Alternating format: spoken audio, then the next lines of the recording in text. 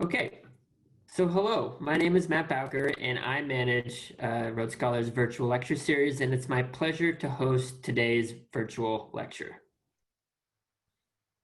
So these lectures are free and available to Rhodes Scholar participants as well as anyone who loves to learn, so spread the word. This series of online lectures is critical to helping us pursue our not-for-profit mission of making learning accessible to as many lifelong learners as we can. This includes those who do not have the physical ability or financial means to travel or leave their homes to join us on a program. Ultimately, the series would not be possible without the support of participants just like you who have funded this project through generous donations. So please consider making a donation to Not-for-Profit Rhodes Scholar so that we can continue to provide educational experiences both in the virtual classroom and beyond. So please visit rhodesscholar.org/give to show your support with a monetary donation. Every dollar helps. So while Rhodes Scholar is based in Boston, we have offices and staff around the world. And today you'll be hearing from Elaine Ruffolo. Elaine's interests include the history of art and patronage in Renaissance Florence. She currently lectures for Syracuse University and Stanford University in Florence. She is also the resident director for the Smithsonian's associate programs in Italy and has developed art history programs for the National Trust for Historic Preservation, Yale University alumni, the College of William and Mary, and the patrons of the Vatican museums. So you can also see more of Elaine's presentations at elaineruffolo.com. Before we begin, a few quick notes. So Elaine will present for approximately 30 minutes, after which she will host a 10 to 15 minute question and answer session. Now, during the session, you can submit questions using the question and answer icon located at the bottom of your screen. And afterwards, I will read a few questions live for Elaine to respond. There are several participants today. I think we have nearly 1,000 people, so we may not get to every question, but I'll do my best. Now, should technical issues force you to miss any portion of this webinar, don't worry. We'll be adding a recording of the lecture to our online virtual lecture library. And finally, at the end of the Q&A and our time together, you will be prompted to take a short survey. And just like on any Rhodes Scholar program, we ask that you take a few moments to fill it out. It will help us grow and improve our virtual lecture series. So let's have a warm virtual welcome for Elaine Ruffolo. Thank you so much, Matt. Thank you for that lovely introduction. And welcome to all of you to Venice 1,000 Years of History. Again, my name is Elaine Ruffolo. I teach Renaissance art history in Florence, Italy. I'm coming to you today right from my kitchen in Florence, Italy. I'm excited to present one of the most beautiful, perhaps the most beautiful city in Europe, wonderful Venice. So let's jump right into it. By the opening of the 15th century, Venice was enjoying an unprecedented period of wealth and prosperity. She was the undisputed center of international trade and one of the great cultural centers of the known world. She was a cosmopolitan city of over 100,000 people. Everyone, that's one of the 3 largest cities in Europe. It goes Venice, Florence, and Paris at this point. And Venice's trade routes were extending like tentacles across the known world. Have a look. Move in with me and you'll see as we come in close that here's Venice, and the trade routes are going to, of course, include up and over and into the Dolomites, to the lucrative courts of the north, including, of course, Paris. Then, of course, she'll try to avoid Geneva as much as possible. That is her nemesis.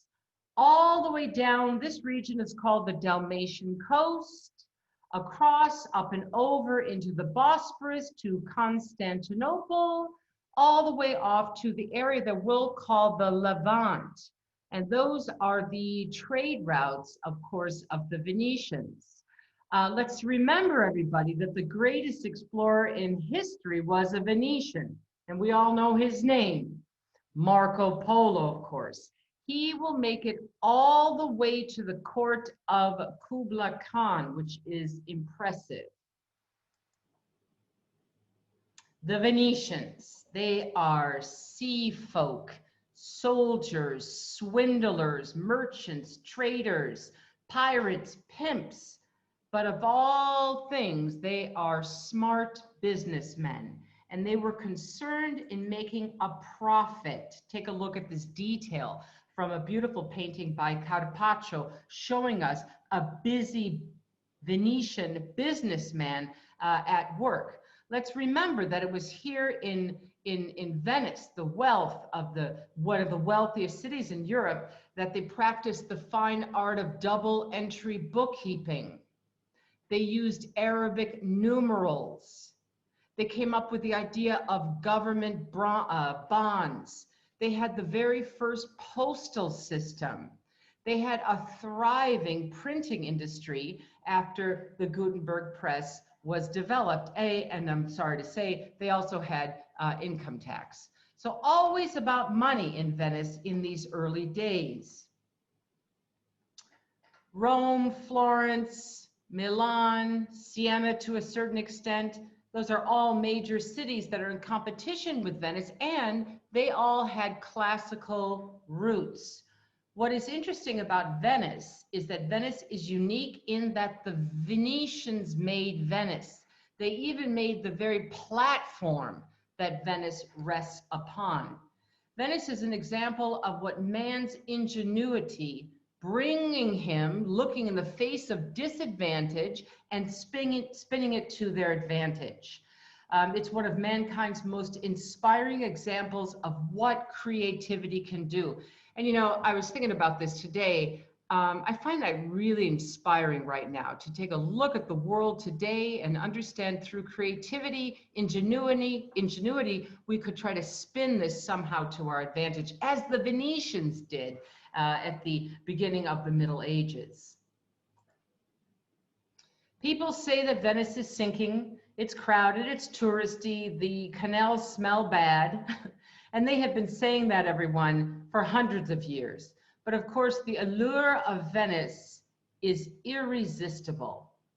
We keep coming back to a city that somehow is formed between water and air, atmosphere. It's a beautiful city, to say the least, and we love Venice, 1,000 years of history. So our next question is, how did all of this come to be? How does this city develop? And that's what I would like to discuss. In order to answer that question, we have to go back to the very, very beginnings, to the beginnings of the fall of the Roman Empire. So have a look at this map, everyone, lean in. And here you can see the Roman Empire at its greatest extent, which would be just after the time of Augustus. Remember, Augustus was the adopted son of Julius Caesar. Now, the way the Romans made money was by conquering their neighbors and then taxing the heck out of them. And that's why they keep expanding and expanding, as you can see from this map. So the Roman Empire is going to include, follow the cursor, Hispania, which is Spain, Gallia, of course, is France, Britannia, all along this border of Germania, Dacia, off to the area of the Levant, over to the far-flung region, which is called Judea, and North Africa as well, which is Morocco today. Now, I like this map because you can see what's in the middle of the Mediterranean, Italy. Italy is in the Mediterranean, the middle of the earth. And so therefore, all of this peninsula is filled with Roman towns, okay? So by the time we get to about 300, the Roman Empire has overextended its borders. The military starts to pay allegiance to the generals rather than to the emperor.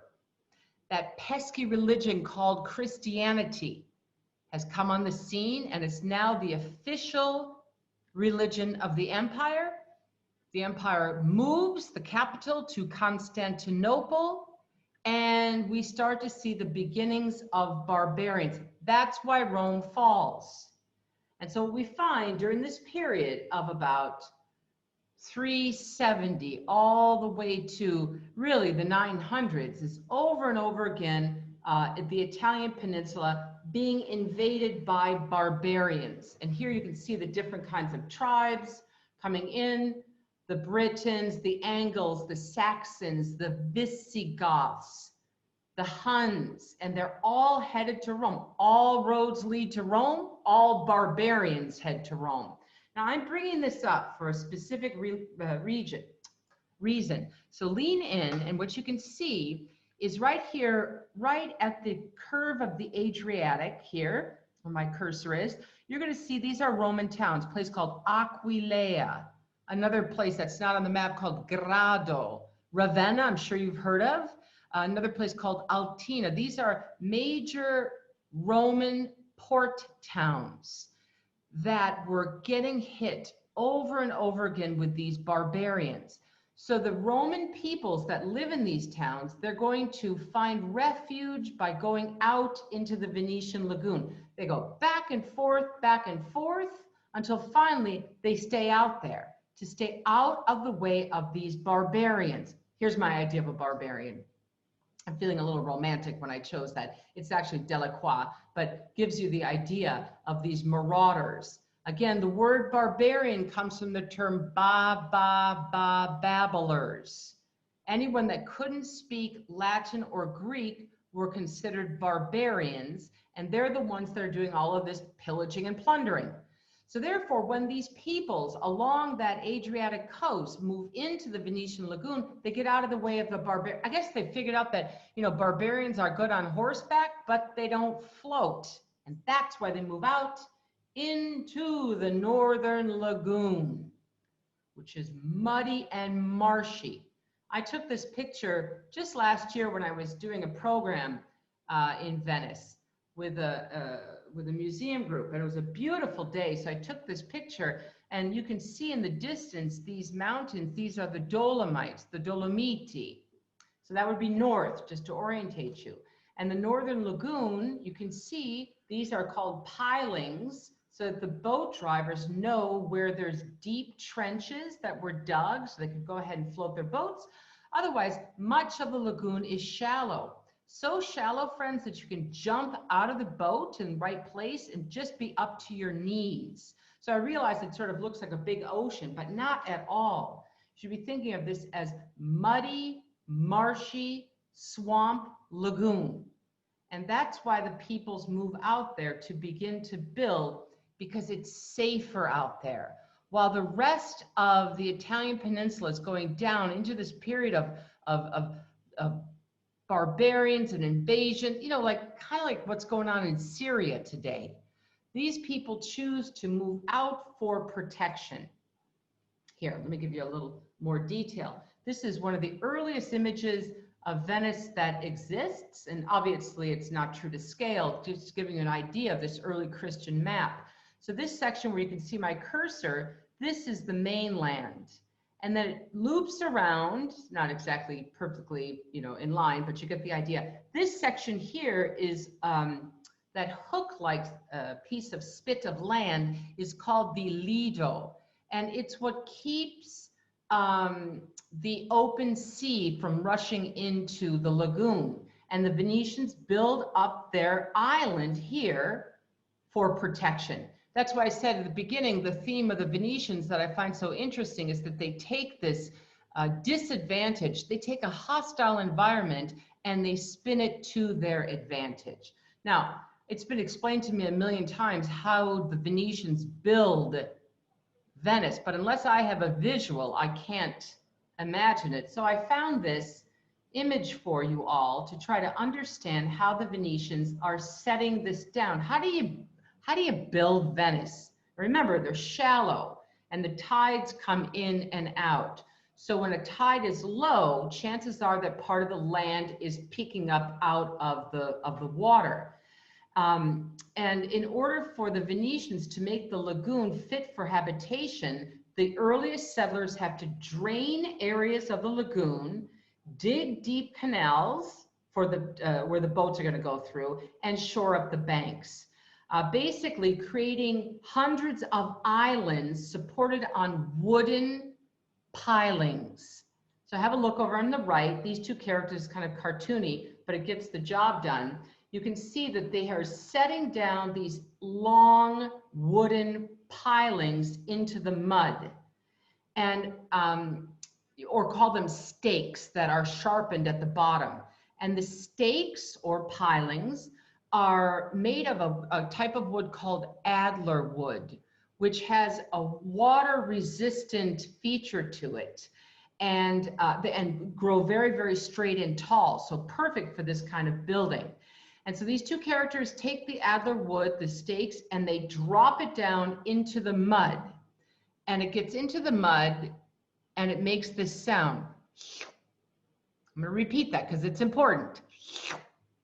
So what I'm trying to do is give you the idea that it's sucked down into the mud. It's not that it's pounded into bedrock, it is sucked into the mud.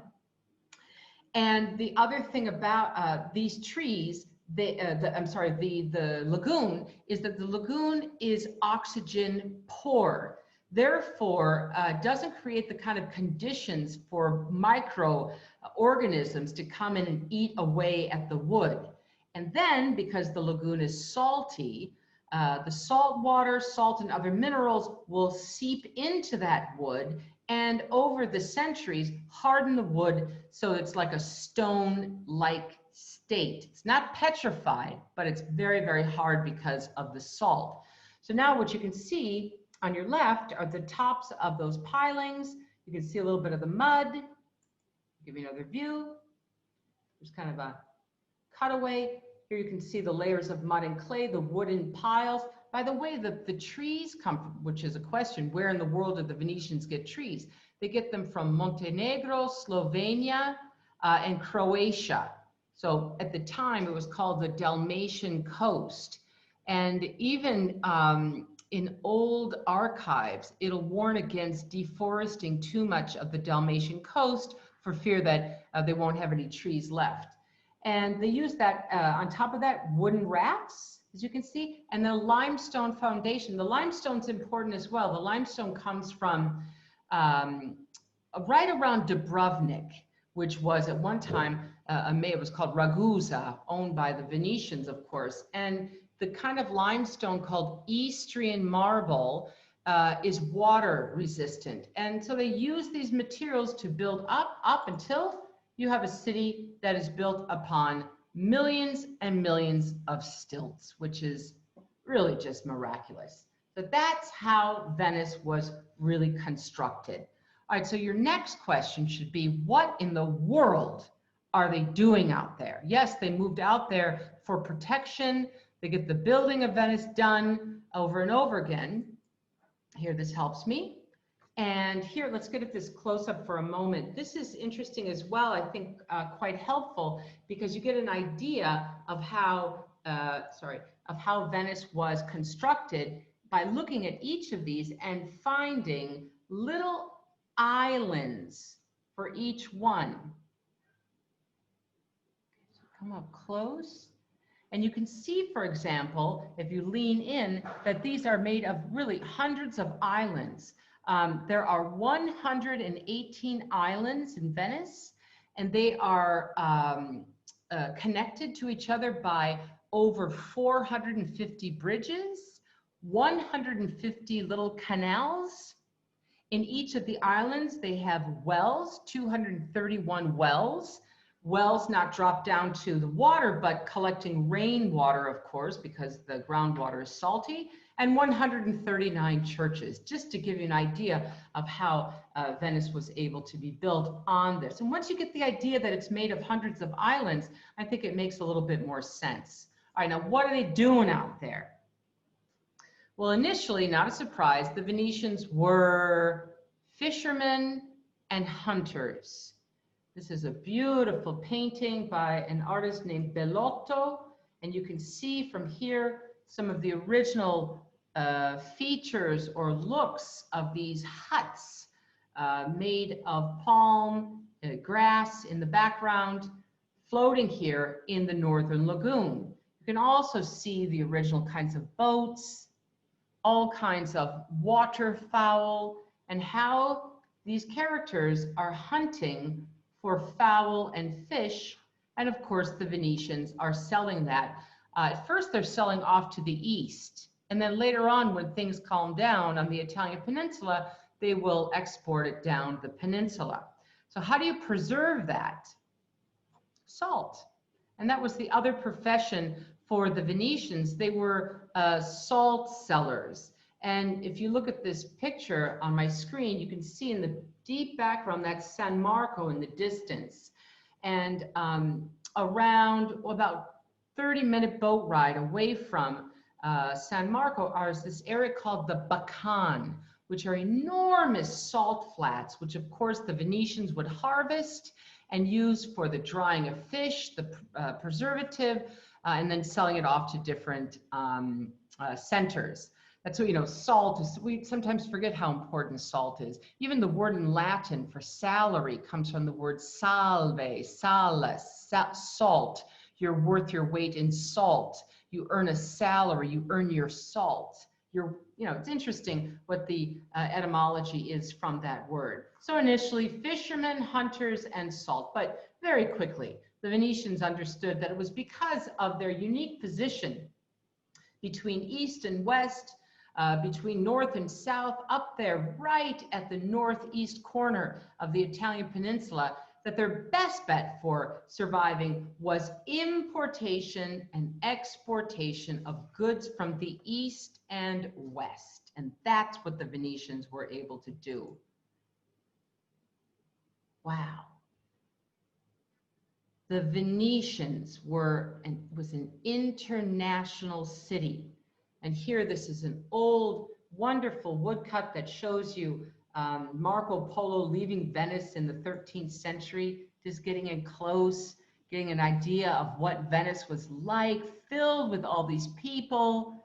Just imagine the kind of cacophony of different languages you would hear. Venice was filled with, of course, Venetians, but also Germans, Brits, Slavs, Greeks, Jews, Arabs. Realized that Venice had 4 synagogues, and Venice had the first mosque in the West. And people would be going to do trade. Where would they go to trade? They would go to the Rialto.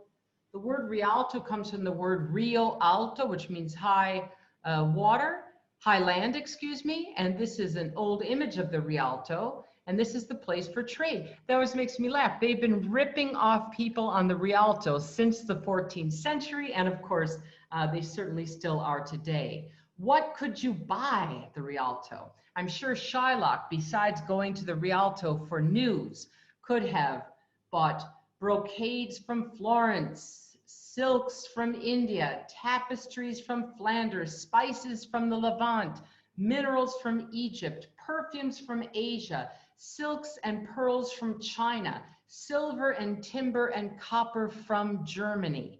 Everything was on sale in Venice. They are major traders. The other great industry to keep in mind in Venice is the Arsenale, which is an enormous shipbuilding plant. And the image you see here is the entranceway into the ship. It is about a half-an-hour walk from San Marco. Come in close with me and peek inside, and you can see here's the entranceway into the shipbuilding plant, Arsenale. And on the left side, if you look carefully, you can just see prows of ships coming out of this. And they're building these ships, certainly, which employed an army of skilled laborers. And up until the Industrial Revolution, was the largest industrial complex in all of Europe. They're building these ships, and at the height of their power, they were building 1 ship per day, everyone. Here's an image, for example, of the famous Bucentoro, which is the ceremonial barge for the Doge. But the Venetians were also building types of ships called cogs, which were very quick and could bring you right over to the Levant if you were doing trade, or perhaps you went on a crusade. So crusades were a very good thing for the Venetians. They were a good thing for the other maritime powers as well, such as Amalfi and Pisa, Genova, but really for the Venetians. This is a woodcut showing you the Crusaders. They're going to go off to kill the infidels, but they need to launch from somewhere. And the Venetians were very happy to host pilgrims in Venice because they need a hotel room. They maybe want to go visit some saints, get a couple of trinkets, have dinner, Harry's Bar, then jump on a boat, which they paid for, sign contracts, armor makers, everything coming on in Venice, and they would go off to to kill the infidels. By the way, they'd come back then to Europe with the idea of double entry bookkeeping, Arabic numerals, the concept of zero. You know, realize that the Arabs, India, China, they were long gone through their Renaissance, and the Europeans were picking up all that knowledge many, many times thanks to the Crusaders and thanks to, of course, Venice. On one particular crusade in the year Tor, the Fourth Crusades, the Venetians managed to convince the Crusaders to make a stop on the way to the Holy Land and sack Constantinople. And that's why many of the treasures at San Marco come from the looting of Constantinople, which, by the way, was a Christian city taken from the Crusaders. Okay, so looking good. Money's being made in all different ways. But let's not forget an important aspect of a city, that's politics. I don't care what's going on. If you don't have stable politics, you're not going to reach a period called the Renaissance. That's for sure. And the Venetians had very stable politics. They were a republic. Different than the Republic of Florence or Lucca or Siena, in that it was a republic that was run by nobility, which means, so think of Italy like a giant experiment in governments. You got the superpowers, which are the Pope and the Holy Roman Emperor. And then you have some duchies, you have Kingdom of Naples, Kingdom of Sicily, you've got the Duchy of Milan, the Republic of Florence, and then principalities. Well, Venice is out there in her lagoon, and she forms a republic. And in the year 1297, during something called La Serrata, which comes from the word lock, she closed the book with all the names of the nobility and locked the book with a key, the Serrata. And whose ever last name was in that book were nobility forever. And they were the ones who could hold public office and run the government. And that worked all the way until 1797. That's only 1% of the population. Now, this is where they'd meet. This is called the Ducal Palace. I bet most of you recognize it. And I always like to teach this building as kind of a metaphor for Venice, in that it has all the different styles of the places where the Venetians will trade. So for example, down here at the bottom, you can see these are called ogive arches, which actually come from Arab architecture. Then here, look at beautiful florets, and this kind of looks like almost like lace work that runs across, looking very French, Northern European. These enormous windows, which are called thermal windows. These look to me Romanesque. And then as you move up, I see all these lacy finials at the top, looking again French. And then the surface, which is beautifully covered with pink and white marble, makes this gorgeous pattern, which almost looks Sicilian. So it's a nice metaphor, I think, for the city of Venice in the Ducal Palace, known as the Doge's Palace. And how do you represent, how do you choose the Doge from the 13th to the 18th century? So they'd meet inside this place, they'd run the city, the Great Council. Those 30 members come from that Serrata, those noble families. From that group, 9 was chosen who chose 40. 40 become 12, 12 become 25, 25 become 9, 9 become 45, 45 reduced to 11, and those 11 choose 41. Who elects the Doge? Which is wild. That's why I had to write it down, because I could never remember that whole progress. And here's the Doge. Doge is simply the Venetian word for duke. This is Doge Loredan. I chose it because I think it's beautiful, painting by Bellini. And the Doge, more or less, is a figurehead. Think of the Doge of Venice more or less like the Queen of England with little political power. That's why he was typically chosen an old man, infirmed. He marries the sea. And when he dies, he's done. His family's done. They move out of the Palazzo Ducale and they elect a new doge. So it worked. It worked for 1,000 years, this political entity. I'm missing one piece of the puzzle. I've got a booming economy, population of 100,000 people.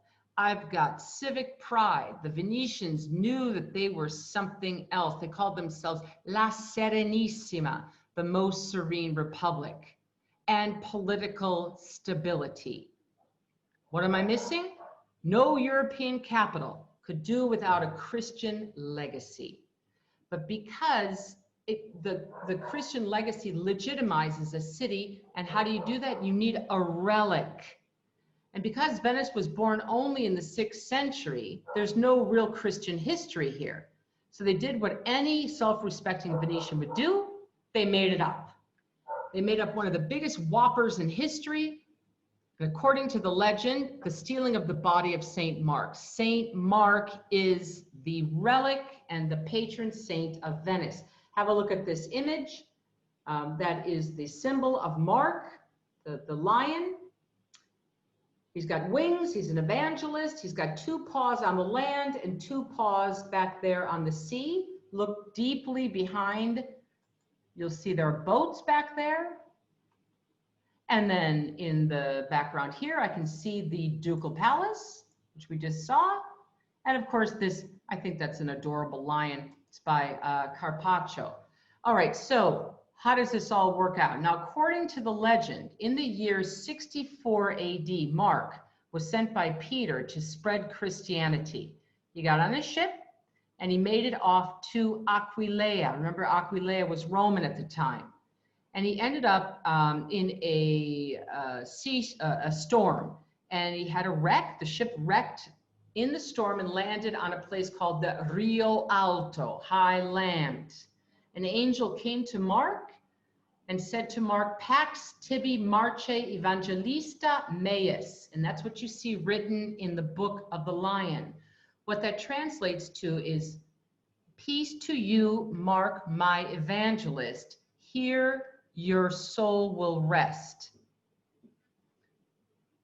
Storm stops, Mark gets on the ship. He ends up, of course, ending up being martyred in Alexandria in Egypt. Now, fast forward. And in the year 828, 2 Venetian merchants, one named Buono, the other named Rustico, are doing business in Alessandria for the Venetians, where St. Mark is buried. And they had overheard a rumor on the dock that the Caliph of Alessandria intended to tear down the church over the body of St. Mark and put up a mosque. So with that in mind, they came over, they felt like they had the legitimate right to save the body of St. Mark and bring it to Venice. After all, they're Christians. So they went down into the tomb, they opened the tomb, and there indeed was Mark, all wrapped up in purple robes, and his robes were sealed with wax seals. They opened it up, they took Mark out, set him aside, and they put a dummy saint in his place, like Saint Irene or somebody. Then they closed up the purple robes, resealed the wax, and put her back in the place of Mark, and they started to carry Mark away. And there's a couple things you guys should realize about saints. If they don't want to go somewhere, they won't go. So the fact that Mark allowed himself to be carried off by the 2 Venetian merchants was sign enough that he wanted to go off to Venice, where he would rightly lay. The other thing you should realize about saints is that when you take them out of their tombs, they smell amazing. So sure enough, Mark is having this perfume waft all over the port town of Alessandria. And the 2 merchants got nervous. They put his body in a barrel of pork, layered with cabbage and pork, and they hightailed it off to the boat. Of course, the Caliph smelled the beautiful smell of Mark, rushed off to the tomb, opened it up, and lo and behold, Mark is still in the tomb in his purple robes. Meanwhile, the merchants have arrived at the ship. The customs officials stop him. They open up the barrel to see what they've got inside. They look inside and they say, "Khanzir, Khanzir," which means dirty pork, which the Muslims will not touch. And that's how Mark was smuggled out of Alexandria, brought to Venice, as this mosaic is showing us, and buried here. You can even see, everyone, if you're looking at the words, Marcum furatur, Mark taken away, Khanzir, dirty pork. I mean, it's just amazing. And this is right at the Church of San Marco.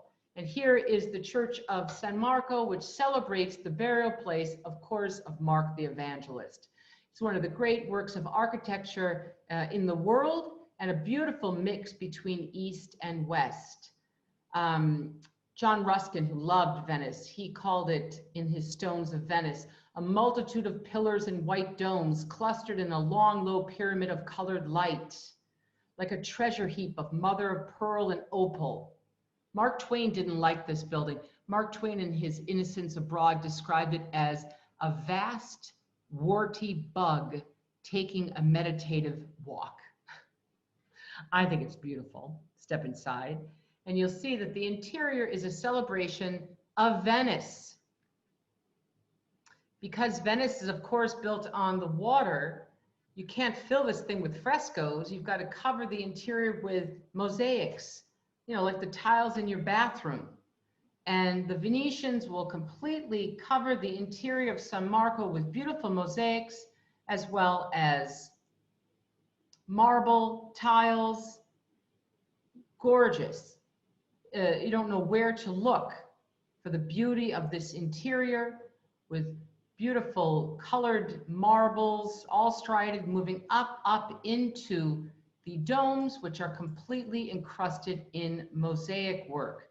There are 2.5 American football fields worth of gold in the ceiling of course, San Marco, which is just amazing. And the overall effect is to make you feel as if you've walked into another world, but it gets better. Even the main altar is a wonderful collision of East and West. Have a look at the Palla d'Oro, the golden altar. 6.5 feet tall. It's made of gold and silver with 187 enamel plaques, 1,227 gems, 526 pearls, 330 garnets, 255 sapphires, 34 topaz, and 13 jaspers. All of this to celebrate, of course, the burial place of Saint Mark. Pax tibi Marque Evangelista meum. So now we've come complete this wonderful period poised on the period of the Renaissance, of course, political stability, economic prosperity, civic pride, all coming together, and the pride of Mark.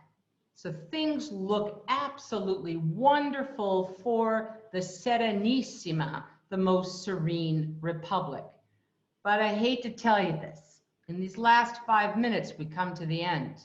All of these glory days, which started off in 834, are going to start to go down and decline.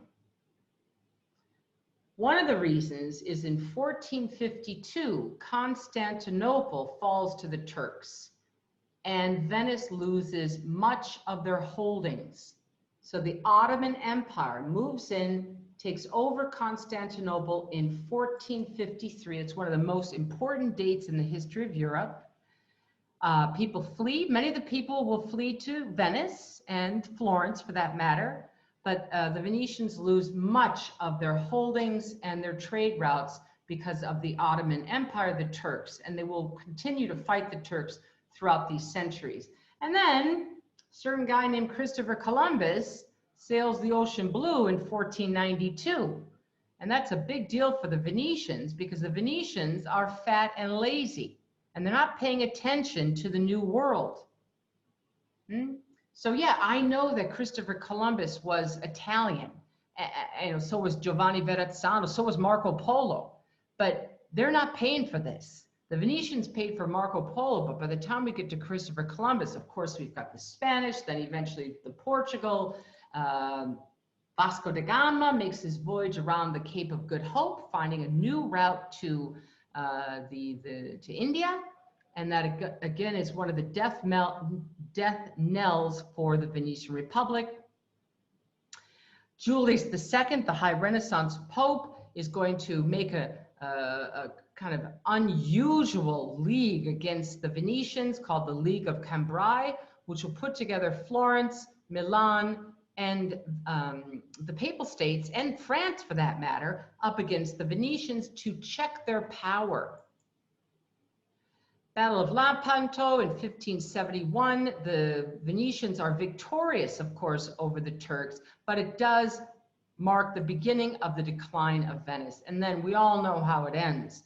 Napoleon Bonaparte has a Jones for Venice, and he cannot leave it alone until 1743. 1797, the last Doge will take off his hat and abdicate, and of course, Venice goes under the control of the French. And we go into the period of the decay of Venice, where Venice is a place for debauchery. And these beautiful paintings show us Venice. Almost 250 days out of the year were spent during Carnival. Venice was a place for entertainment, but certainly the most serene republic had come to the end. Well, I can't leave you with that sad note because I love Venice, and I think Venice comes back.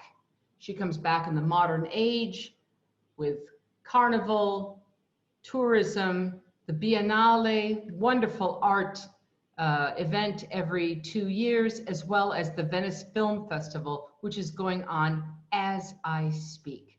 So yes, Venice is still alive and well. And with that, I hope you've learned something about the most serene republic. Matt. Hey, Elaine, thank you very much. Just trying to share my video here, but let's just get to some questions first. Can you tell us can you remind us, how did the Venetians get their name? Oh, that's a good question. The Venetians get their name from a tribe of people up in that region called the Veneti. So even before the Romans, whoever asked that question, there are different tribes throughout Italy, like the Veneti, the Umbri, around the time of the Villanovans, around the time even of the Etruscans. So Venetians called that because of the Veneti. That's a good question. That was Jean. Thanks, Jean.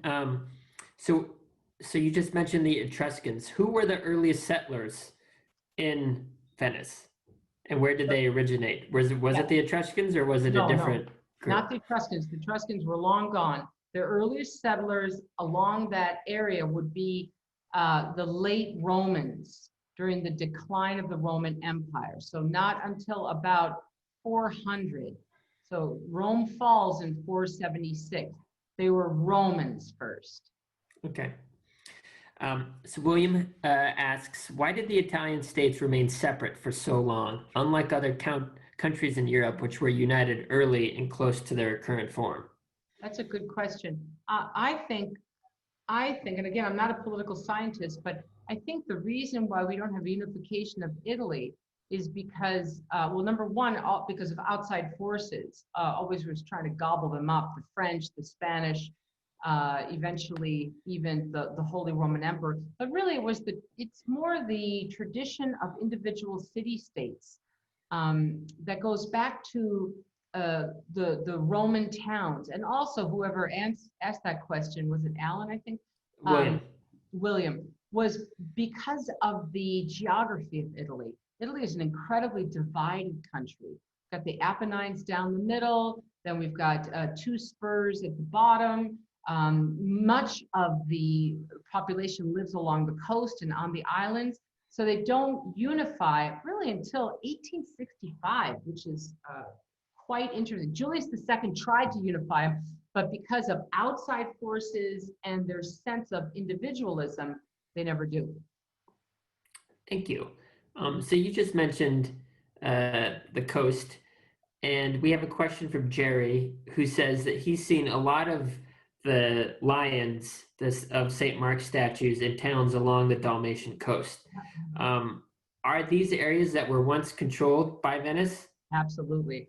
So that, in fact, is one of my favorite things to do is travel around up and down that beautiful coast, which is, I highly recommend when you can all start to travel again, Croatia, all those, and you will find from top to bottom lions. Go to Crete and you'll find lions. Go throughout most of Greece. It's all filled with lions, and of course, even in Constantinople, you might find a lion in the museum. And anytime you see a lion, the lion will have his book open and 2 paws on the land and 2 paws on the sea, and that tells you that it was under Venetian control. And then more lions on the mainland in Italy, like in Vicenza, Verona, etc. Interesting. Yeah.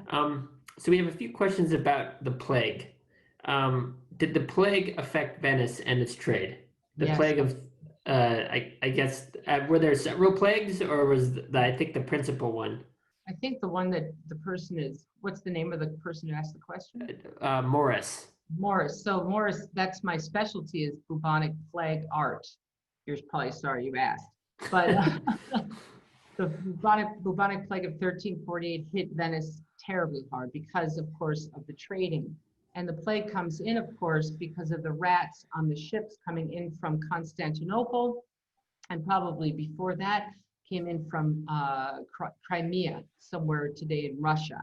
And was the fleas on the rats that spread the plague. And of course, Venice was hit terribly hard because of all those boats coming in. And Venice lost 40% of her population, which is devastating. And it does have an effect on the art, in that the art becomes very dark and dour, as one might say, and it stops trade for a while, as it does throughout all of Italy and Constantinople. So it puts things into a depression, certainly economically, but the Venetians bounced back. It's not that they ever figured out the cure for the bubonic plague, but people who were immune had children who were immune, who had children who were immune. And also cats. Seems like the Venetians may have imported cats from Vicenza. And the cats, of course, take care of the rats, and that was helpful as well. So yeah, bubonic plague is bad news for Venice, to say that. Oh, my last thing. Venice, in terms of the economy, is relatively unscathed, like Florence, because they were so strong. And it was overpopulated anyway, not to make light of loss of life, but 40% of the population, they could deal with that. So going to today, how important is shipping and imports today in Venice? Does Venice play a similar role to what it played before? Yeah. Or is it significantly different? There is some shipping. It doesn't come into the city of Venice any longer. It comes into a town called Mestre, which is just below Venice. And yeah, it's a big port, and there's a huge port in one of the biggest in all of Italy. Also, there are very big shipbuilding plants in Mestre, but it doesn't have anything to do with the city of Venice any longer. It's actually very bad for the city of Venice because these enormous ships make the whole lagoon level rise up, and the waves are really very, very difficult. It's the waves that are a big problem because the waves splash up and then come down again. And I guess the way to think of it is that Venice's skirt gets pulled down, right? Remember those pilings I talked about? You can't let oxygen get to them. They're privy of oxygen in the mud, but if the tops are starting to be exposed to oxygen, you're going to get those microcosms of bugs and things like that, and that decays the city, which decays the base of the city. Returning to your specialty, the plague, if 40% of the population was killed, how did Venice deal with burying the dead? Venice dealt with burying the dead. They have a special island. It's an island of the dead called San Michele, and they're buried out there. And there's have you been? Yeah, I've been. It's beautiful, but they have to. Sometimes they take those bodies out, and they take them to the mainland because it gets filled up. One way that the Venetians dealt with the plague, which is quite important, is when ships would come in, they would make them stop at an island called San Servalo, and they would have to quarantine there for 40 days. And the word quaranta is the word for 40 in Italian, and that's where we get our word quarantine. Wow. It's good to know now after 6 months of it. So I'm sure you've gotten this question before. We only have time for a few more questions, but this is an important one. Linda asks, is Venice sinking? Linda, that's a good question. It's not sinking. It's that the level of the sea is going up. So she's being overwhelmed by the sea, and because of the tides. It's a big problem. The Venetians are trying to deal with it. They built something called the Moses, which are great, huge sea barriers that come up when there's acqua alta or high water. What happens is, watch for it in October. It happens when there's a full moon, certain winds in October, then you get acqua alta. And that's when the water comes in, rises up, and floods the whole city. What they're trying to do, now of course, it's been doing that forever, but never to the greatest extent because of global warming and the waves and the rising sea levels. They built something called the Moses, named after parting the waters, because it lifts up and it's supposed to block that high water from coming into the city. And it worked the last time, but then it didn't work in last October. You all remember that there was great flooding. Okay, so we have a question from Sandy, who was, I think, asking about how effective are the new locks, and that's what you're referring to. Yeah, we'll see, Sandy. We'll see. Keep your eyes open. I'm hoping for the best. Sharon actually asks, she says, so the high water level of Venice might actually be protecting the pilings? Yeah, that's a good question. But the problem is that they come down again and expose the pilings. Yeah, that's a good bit. Unfortunately, it's the up and down that's not good for it. Things have to stay. That's why all that motor traffic with all the boats going up and down, even the little boats will create havoc on the different levels. Okay, and it's just the time for one more question. So you didn't really mention Murano glass. Is that a characteristic or something that developed more recently in Venice's history, or was it 1291? It's brand new, 1291. Okay. That's a good question. So remember, Venice is made of all those different islands, and different things went on the different islands. So, for example, the burial of the dead is on the island of Saint Michele, or quarantine, or monasteries can be placed on different islands. The Venetians were making glass throughout. It was Roman invention, but they realized that it was dangerous. And in I think it's 1291, I had to check that date, but it's around then, they prohibit anyone from making glass on the main islands. Instead, they've got to go out to a place called Murano, which most of you know is only maybe 15-minute water taxi ride from it, because for protection.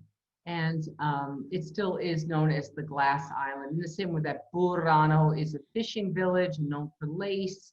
And the glass making is restricted there since the 13th century. Okay, Elaine. Well, unfortunately, that's all the time we have today for the questions. So thank you very much. And thank you to everyone that signed up. Again, we want to let you know that you can take part in these one-day programs is just one example of the virtual programs that Rhodes Scholar is offering today. We're also offering a full day, full week of lectures with Rhodes Scholar experts that you can discover if you go to our website and look up the virtual campus. We have several programs that offer five-day online experiences. So Elaine, thank you very much. And again, if you've enjoyed your lecture today, please consider making a donation to not-for-profit Rhodes Scholar so that we can continue to provide educational experiences like the one today And also, please go to elaineruffolo.com to see more of her classes. Okay, Thanks, thank you very everyone. much. Arrivederci, grazie.